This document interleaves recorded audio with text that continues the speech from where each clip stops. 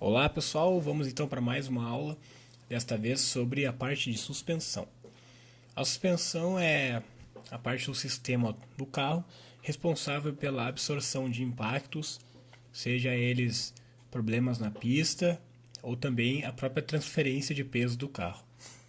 A suspensão é muito importante porque ela nos traz suavidade e nos permite guiar sobre terrenos ondulados, enfim, e também permite com que o carro tenha uma estabilidade quando o seu peso é transferido de um lado para o outro, quando nós fazemos uma curva, uma frenagem. Então, nós vamos trabalhar na suspensão alguns itens, mas todos eles fazem parte de um conjunto e têm funções muito parecidas. O que muda é a intensidade de que os ajustes vão dar no carro.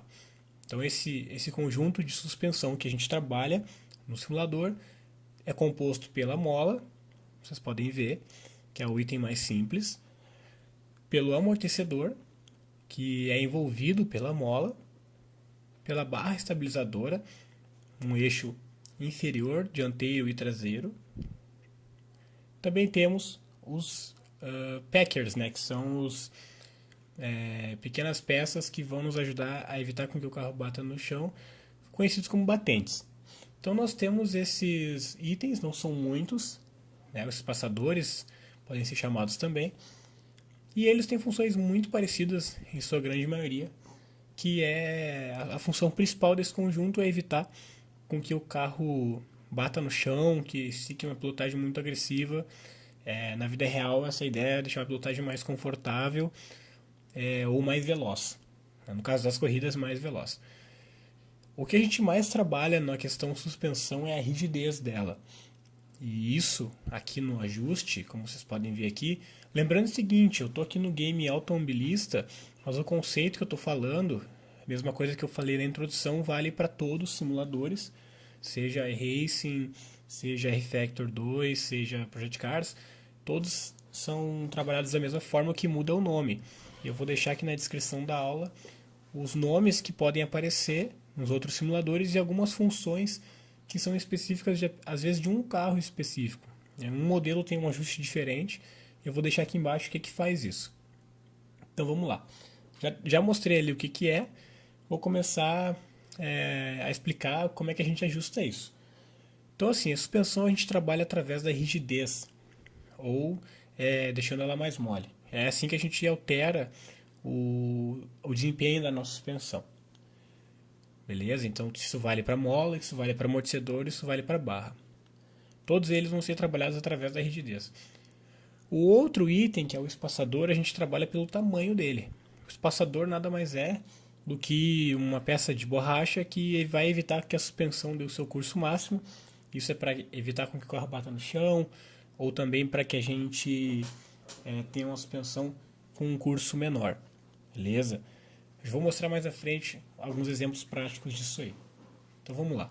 Vamos começar pelo conceito básico da suspensão, que é o seguinte. Quando a gente está na pista, que vocês podem ver no exemplo, a gente está fazendo curvas para um lado ou para o outro, todo um lado do carro sofre um movimento e o outro lado um movimento contrário.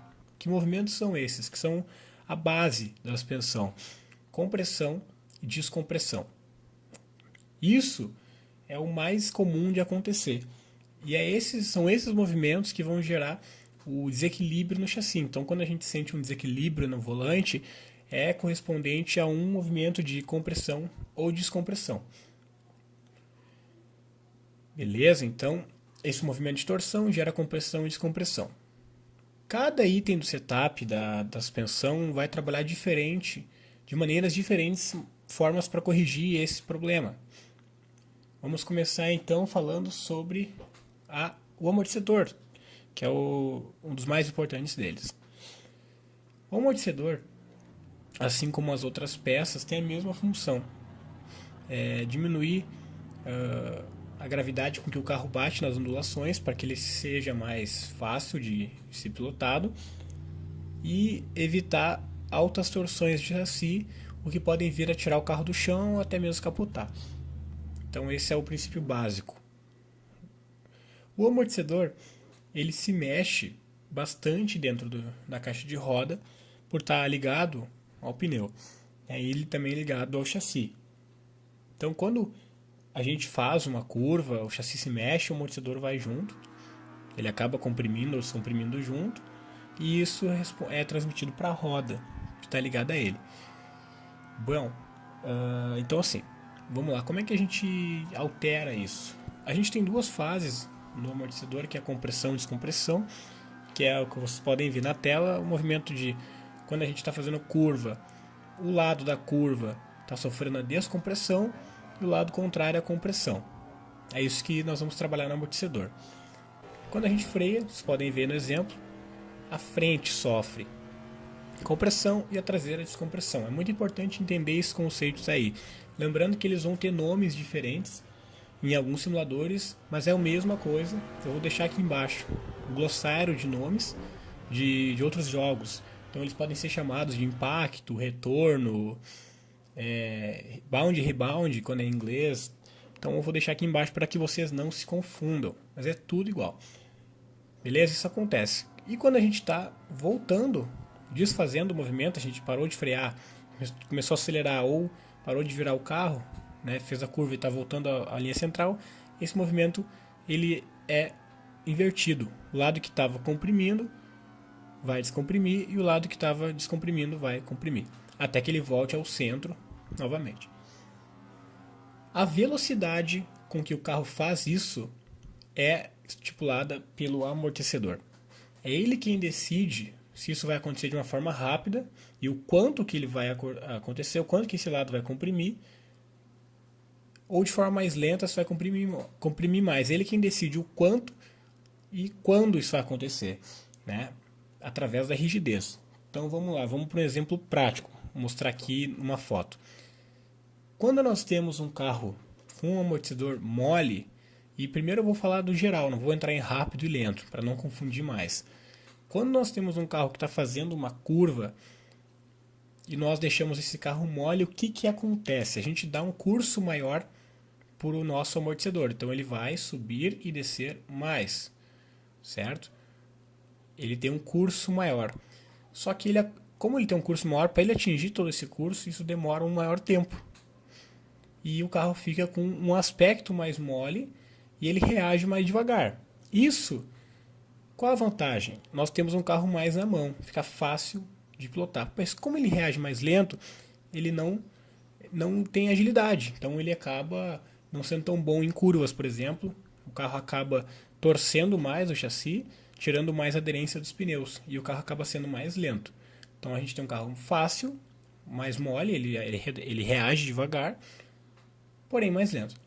Um chassi, um amortecedor mais duro vai ter menor curso de chassi, porque ele não deixa o carro afundar.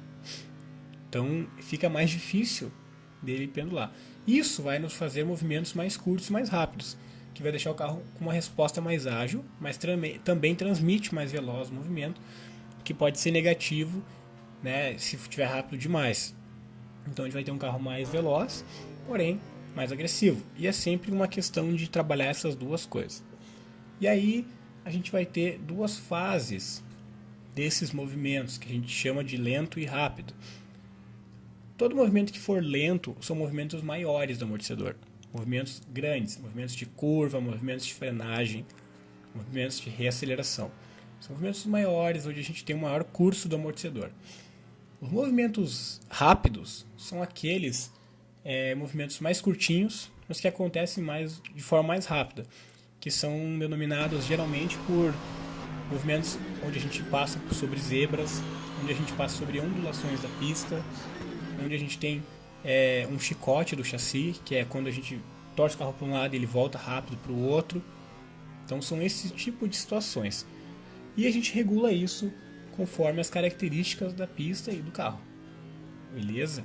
Então, para não dificultar muito, basicamente é isso aí.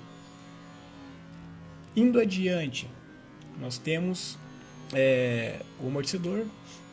Outra coisa que ele faz é a questão da altura do carro. Como eu falei, o carro ele vai sofrendo compressão e descompressão conforme algumas situações. Uma delas é a pressão aerodinâmica. quanto mais pressão aerodinâmica o carro tem, a tendência é ele baixar mais. Porém, se ele tiver com um amortecedor duro, isso não vai acontecer porque o amortecedor não vai deixar o carro baixar.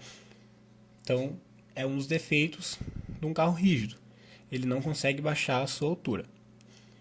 Bom, aí nós temos também, esses são os efeitos básicos do amortecedor. Depois disso, eu vou explicar um outro ajuste. Já expliquei compressão e descompressão, rápida e lenta.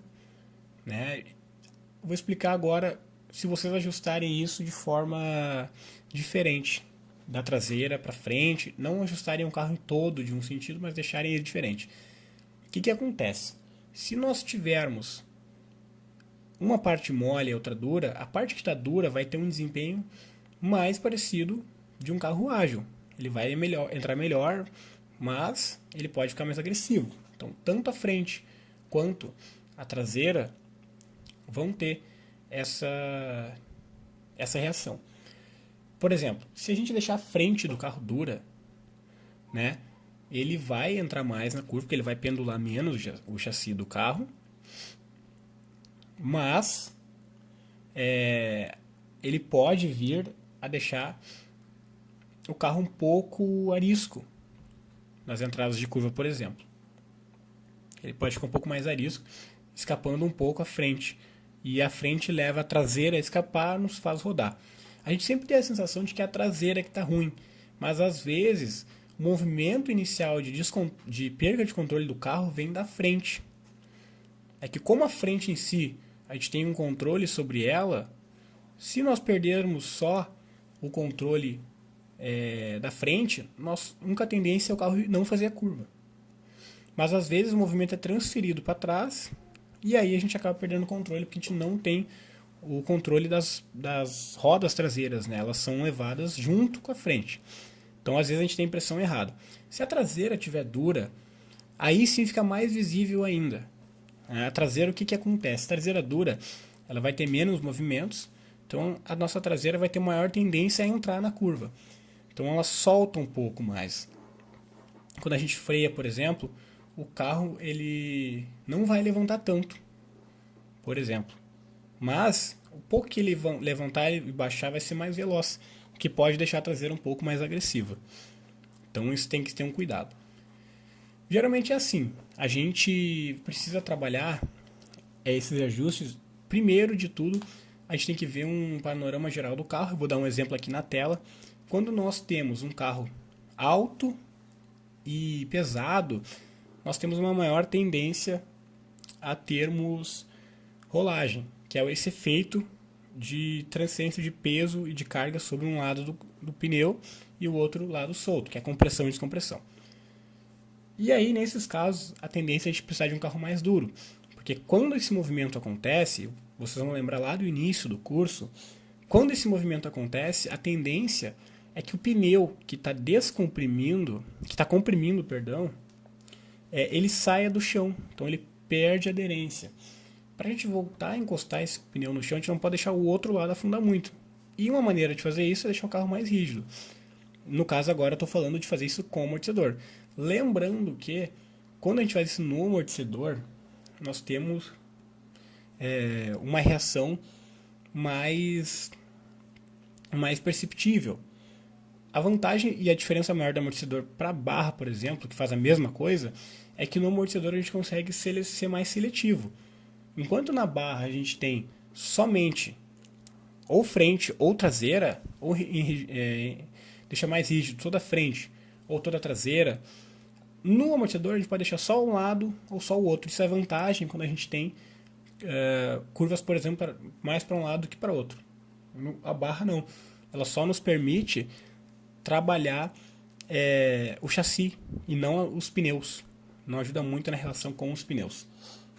Então, seria isso. Um carro baixo, um carro com um alto centro de gravidade, centro de gravidade mais baixo, e um menor peso, a gente tem uma tendência a não precisar tanto de um carro mais rígido. A gente pode deixar um carro mais mole, porque ele não vai sofrer tanto com essa questão.